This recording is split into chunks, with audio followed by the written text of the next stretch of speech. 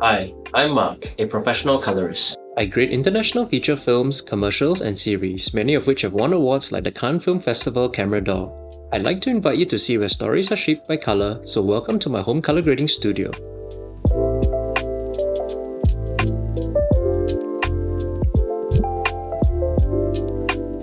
I'm based in Singapore, and this room is a part of the flat that I live in.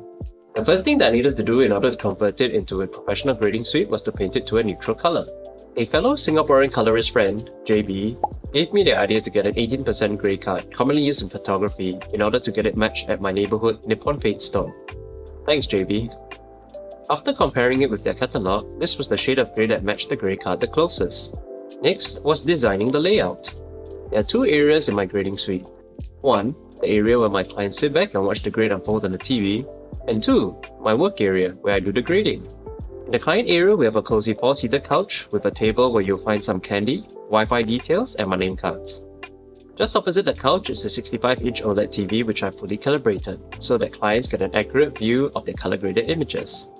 I like to keep the vibe relaxed with some soft music, usually lo-fi or easy listening jazz, playing through the connected soundbar. To maximize space and host more guests, I stack chairs and nesting tables underneath my standing desk. The frames of the tables fit neatly under the bottom of the sofa and hover over one's lap, making it comfortable for our clients to work with their laptops. To power those laptops, I've placed charging points on either side of the sofa, as well as USB and lightning cables for charging phones. I also have a selection of tea bags, as well as a kettle with a keep warm function for those who enjoy tea. Next, let's dive into where the magic happens, my work area.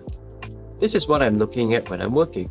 A 27-inch reference monitor that shows me the full screen image of the current shot that I'm grading, a scopes monitor directly below that interpreting that image as a waveform and vector scope, and a 24-inch GUI monitor where I navigate the computer interface.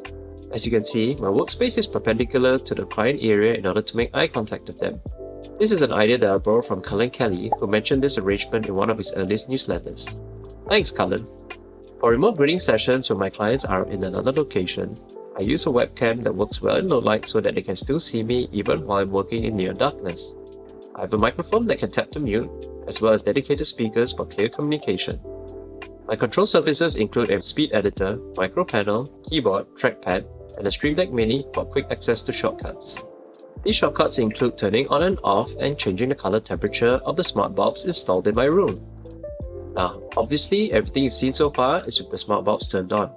When my clients have settled down and it's time to start grading, I will turn off the lights but leave the backlighting behind the TV on. These are D65 white, and when bounced off the 18% grey walls, provide a very neutral surround for an optimal viewing experience. I'll turn off client sessions when I'm grading alone, which is to say with the TV off. I will turn on the backlights behind my reference monitor in order to get a neutral surround. Since we're looking at the back of my monitor, let's take a look at some of the connections going on back there.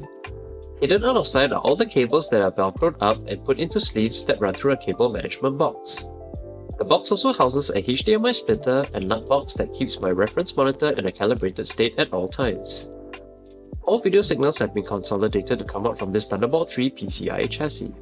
I use the video display port output to my GUI monitor and the USB-C video output to my scopes monitor. Inside this chassis is a PCIe card that outputs a clean signal from my color grading software. This signal needs to get to both my reference monitor and the TV, and I do this by using a HDMI splitter to duplicate the signal.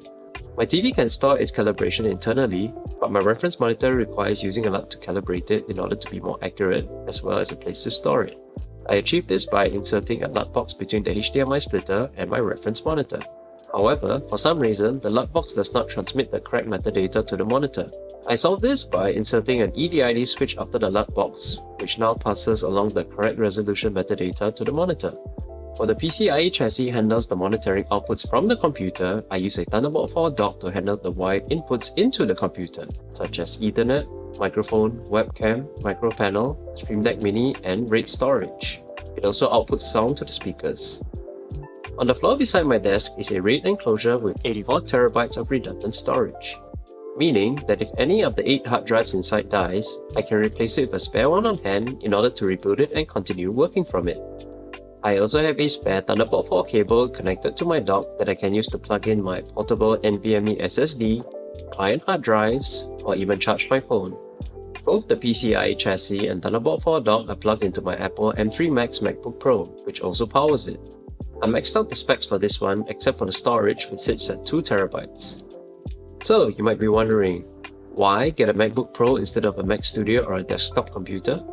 Well, for one, it gives me the flexibility of using it as a portable workstation when clients request that I bring my setup to their office.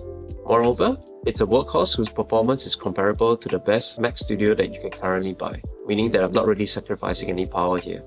It truly is the best of both worlds. The last bit of gear that I use in my work area is a standing mat, which is the perfect accompaniment to my standing desk. This has been a general overview of my studio, but I feel that there's still so much more detail that I'd like to dive into in the future. For details on the equipment that I've covered here, please check out the links in the description below. Thanks for joining me on this tour of my home grading studio, and I'll see you next time.